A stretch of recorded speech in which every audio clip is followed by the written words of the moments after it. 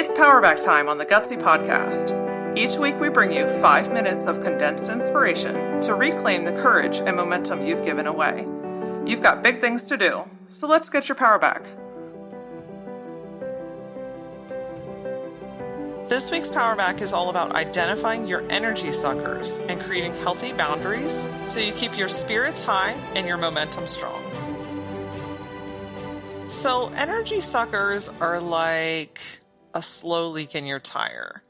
It's not big and explosive and a giant pain in the ass quite like a flat tire might be, but you can definitely tell that something is off. For instance, I'll paint a picture. Close your eyes for me for a hot second.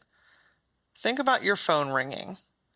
You peek over to see who it is, and your first reaction as soon as you see their name is to throw your head back and let out this hideous sound of, oh my God, I cannot deal with this person right now. Like the sound that you make could be easily mistaken for a zombie coming out of the grave. It's undeniable. So first cue, if you're making horrid sounds like that, you have very quickly identified an energy sucker.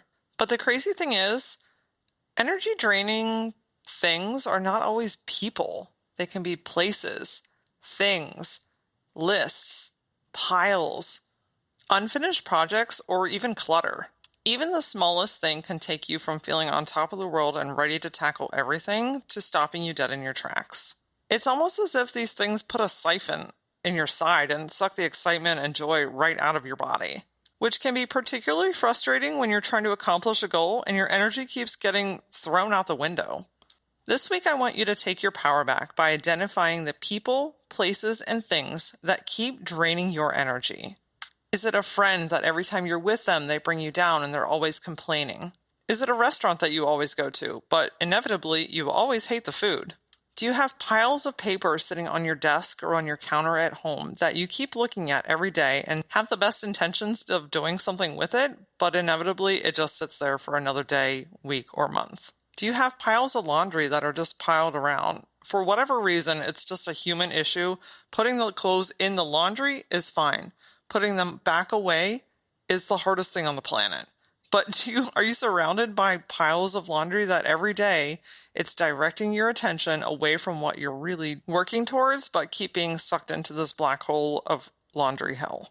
Are you one of those people that has the little red dot of death that says 4,792 emails? Look, I'm going to be straight with you. I don't know. You guys must be a different species because I can't. I just cannot. My body cannot process that little red dot with that number on it. So I'm wondering, does that bother you? Do you need to turn off the notifications, or maybe even better yet, do you need to get a filtration system to clean out that inbox? Do you have a service that you're offering that is no longer in alignment with your company and your goals and your values? It may not seem like a big deal, but when you're constantly thinking about how much you don't want to do it, it's an energy sucker. It's taking away your valuable energy that you could be spending on things that are forward moving. Think about your clientele.